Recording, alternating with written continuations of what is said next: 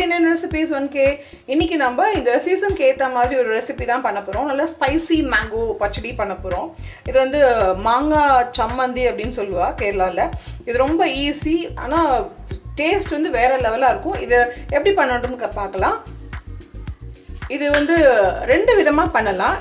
இது எப்படின்னா வந்து இந்த மாங்காய், தேங்காய், அப்புறம் வந்து சின்ன வெங்காயம், வந்து தேவையான ரெட் சில்லிஸ், கருவேப்பிலை, ஒரு 1/4 டீஸ்பூன் அளவுக்கு நான் வந்து ரெட் சில்லி பவுடரை நான் போட்டிருக்கேன்.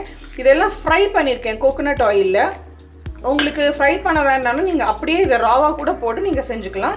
பட் நான் வந்து இன்றைக்கி ஜஸ்ட் ஒரு 2 மினிட்ஸ் வந்து இந்த ஐட்டம்ஸ், அதாவது சின்ன வெங்காயம், ரெட் சில்லி, கருவேப்பிலை அண்ட் கொஞ்சமாக வந்து கலருக்காக நான் வந்து இந்த ரெட் சில்லி பவுடர் சேர்த்துட்டுருக்கேன். இது வந்து ஆப்ஷனல் தான், ரெட் சில்லி பவுடர். இதெல்லாம் நம்ம நல்லா கோர்ஸாக அரைச்சிக்கணும், தேவையான உப்பு சேர்த்துண்டு. இது வந்து பப்படம். இந்த பப்படம் வந்து உங்களுக்கு இதோட சேர்த்து அரைச்சா ரொம்ப நல்லாயிருக்கும், செம்ம டேஸ்ட்டாக இருக்கும். இல்லை எங்களுக்கு பப்படம் வேண்டாம், எங்களுக்கு அந்த டேஸ்ட் பிடிக்காதுன்றவா நீங்கள் இது பப்படத்தை அவாய்ட் பண்ணிக்கலாம். இப்போ இதெல்லாம் சேர்த்து உப்பு சேர்த்து நம்ம இந்த சம்மந்தி அரைச்சின்னு வந்துட்டு பார்க்கலாம். நம்ம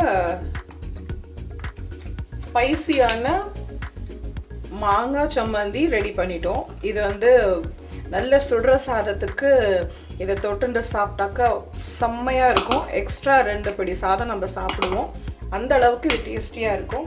முன்னாடி சொன்ன மாதிரி பப்படம் வந்து இது ஆப்ஷனல் தான். உங்களுக்கு போட்டுண்டா அந்த டேஸ்ட் என்ஹான்ஸ் பண்ணி கொடுக்கும்.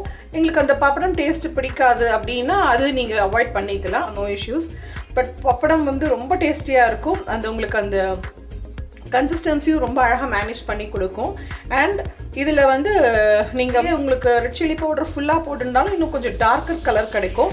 நான் 2மா சேர்ந்து போட்டுருக்கனால லைட் கலர் கிடச்சிருக்கு. பட் ரொம்ப ஸ்பைஸியாக ஃபென்டாஸ்டிக்காக இருக்கும். இது சாம்பார் சாதம், ரசம் சாதம் இதோட ரொம்ப நல்லா இருக்கும். அண்ட் இந்த தலியா கஞ்சியோட இது எக்ஸ்ட்ராடினரி டேஸ்டியாக இருக்கும், செம்ம காம்போவாக இருக்கும். இது இந்த மாதிரி ஈஸி அண்ட் இன்ட்ரெஸ்டிங் ரெசிபீஸ் நம்ம சேனலில் நிறைய இருக்குது. Stay tuned for more recipes. நம்ம சேனல் சப்ஸ்கிரைப் பண்ணாதா ப்ளீஸ் சப்ஸ்கிரைப் பண்ணுங்க. தேங்க்யூ ஃபார் வாட்சிங். பாய்.